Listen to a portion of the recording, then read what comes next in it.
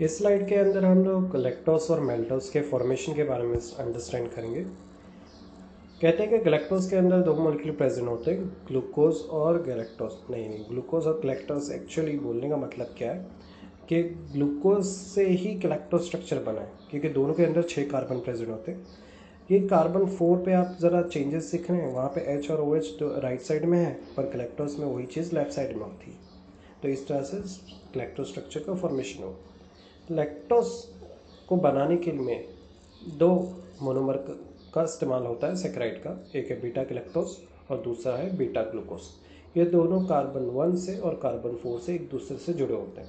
हमें cyclic structure बनाने आता है, हमें नंबरिंग पे ध्यान देना है। कार्बन 1 के OH और कार्बन 4 का OH से H2O रिमूव होगा, एक ऑक्सीजन बचेगा जिससे इन दोनों में लिंकेज होगा। इस लिंकेज को ग्लाइकोसाइडिंग लिंकेज बोलते हैं। ये ध्यान रखना है कि इस स्ट्रक्चर के अंदर दोनों ही बीटा फॉर्म है, एक बीटा गैलेक्टोस है और दूसरा बीटा ग्लूकोस है। ऑलवेज हेमी एसिटल स्ट्रक्चर तो शो होगा ही, बनेगा ही, तो ये कोई अलग बात नहीं है, सभी हेमी एसिटल स्ट्रक्चर यहाँ पर शो कर रहे हैं। तो लैक्टोस का स्ट्रक्चर हम लोग का अंडरस्टैंड हो गया है कि लैक्टोस स्ट्रक्चर रिड्यूस होता है टॉलरेंस और बेंडिंग है फैलिंग रिएजेंट के अंदर। तो मैं बोल सकता हूँ कि लैक्टोस एक रिड्यूसिंग शुगर है। इसी तरह से मेल्टोस भी एक रिड्यूसिंग शुगर है। अब आते हैं डायरेक्टली पॉलीसेकेराइड में। पॉलीसेकेराइड के अंदर स्टार्च, सेलुलोज और ग्लाइकोजीन के बारे में हम लोग स्टडी करेंगे। ये स्वीट टेस्ट नहीं होते, इसलिए इन्हें नॉन रिड्यूसिंग शुगर भी कहते हैं। हम लोग को यहाँ पर सबसे ज़्यादा बेटर अंडरस्टैंडिंग स्टार्च की करना है। स्टार्च के अंदर कहते हैं कि 2 टाइप्स के मॉलिक्यूल्स प्रेजेंट होते हैं, एक है एमिलोज और एमिलोपेक्टिक सेकेराइड। अगर मैं बात करूँ स्टार्च की, तो स्टार्च प्लांट्स के सीड में, फूड में प्रेजेंट होता है और ये एक ग्लूकोज ही होता है। और ग्लूकोज अगर एनिमल में बात करें तो एनिमल में ये ग्लाइकोजीन फॉर्म में इनके एनिमल स्टार्च में, ब्लड स्ट्रीम में और लीवर में प्रेजेंट होते हैं। सेलुलोज की बात करें तो सेलुलोज फ्रेमवर्क ऑफ और स्ट्रक्चर है प्लांट का। हम लोग यहाँ पर सबसे पहले स्टार्च को समझेंगे, उसके बाद ग्लाइकोजीन एंड देन सेलुलोज। कहते हैं कि स्टार्च के अंदर बहुत सारे अल्फा डी ग्लूकोज एक दूसरे से कार्बन 1 और कार्बन 4 की चेन पे अटैच होते हैं। अगर इस तरह का स्ट्रक्चर आपको दिखाई देता है तो इस तरह के स्ट्रक्चर को अमीलोज कहते हैं। तो अमीलोज ये भी स्टार्च ही है। अब आते हैं अमीलोपेक्टिन के बारे में। हमें क्या करना है, सेम अल्फा डी ग्लूकोज की 2 स्ट्रेट चेन दिखानी है, एक ऊपर और नीचे।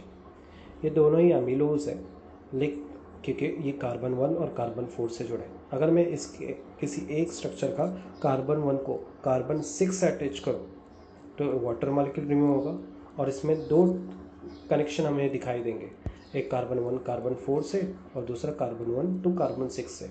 बनने वाला इस सेकेराइड को अमीलोपेक्टिन कहते हैं। तो स्टार्च के अंदर ये दोनों प्रेजेंट होते हैं। अब देखना है कितनी मात्रा में। अमीलोज स्ट्रेट चेन है, अमीलोपेक्टिन ब्रांच। अमीलोज में कार्बन और कार्बन 4 से अटैचमेंट होता है। अमीलोपेक्टिन के अंदर कार्बन 1 कार्बन 4 से और कार्बन 1 टू कार्बन 6 से अटैचमेंट होता है। अमीलोज पानी में आसानी से हल पजीर होता है, पर अमीलोपेक्टिन वाटर इनसोल्यूबल होता है। कहते हैं कि 15 से 20% स्टार्च के अंदर अमीलोज होता है और सबसे ज़्यादा 80 to 85% स्टार्च के अंदर अमीलोपेक्टिन होता है।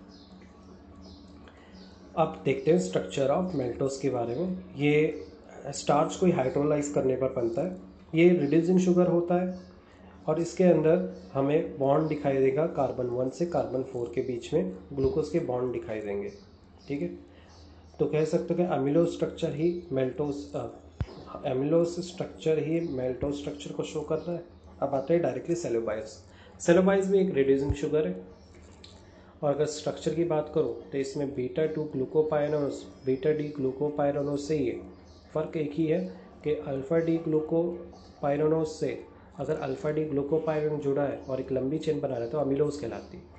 सेलोबाइज में उल्टा हो जाता है, बीटा डी ग्लूकोपाइरान्स के 1,4 बॉन्ड से जुड़े होते हैं, तो इसे सेलोबाइज बोलते हैं। स्ट्रक्चर काफ़ी आसान है। इस तरह की कंटिन्यू चेन बना जाए तो उसे सेलोबाइज बोलेंगे। सेलोबाइज में क्या चेंजेस दिख रहा है, कार्बन 1 टू कार्बन 4 का अटैचमेंट, कार्बन 1 टू कार्बन 4 का अटैचमेंट ध्यान रहे। और मेल्टोस के अंदर कार्बन 1 टू कार्बन 2 का अटैचमेंट दिखाई दे रहा है। यूजेस ऑफ कार्बोहाइड्रेट की बात करें तो ये बहुत ही आसान क्वेश्चन होगा। ये प्लांट्स में एज अ एनर्जी स्टोर के तौर पर, ये स्टार्च फॉर्म में, फूड स्टफ में, पोटैटोज में, ग्रीन में प्रेजेंट्स होते हैं। ये बहुत ही ज़रूरी सोर्स है, एक आम आदमी के लिए बेसिक रिक्वायरमेंट होती है कार्बोहाइड्रेट। नेक्स्ट स्लाइड के अंदर पहले प्रैक्टिस कर लेते हैं। ये टेस्ट है, टेस्ट देने के बाद आप इसका आंसर नेक्स्ट स्लाइड में पॉज करके देख सकते हैं। नेक्स्ट टॉपिक में हम लोग प्रोटीन्स के बारे में पढ़ेंगे। तब तक के लिए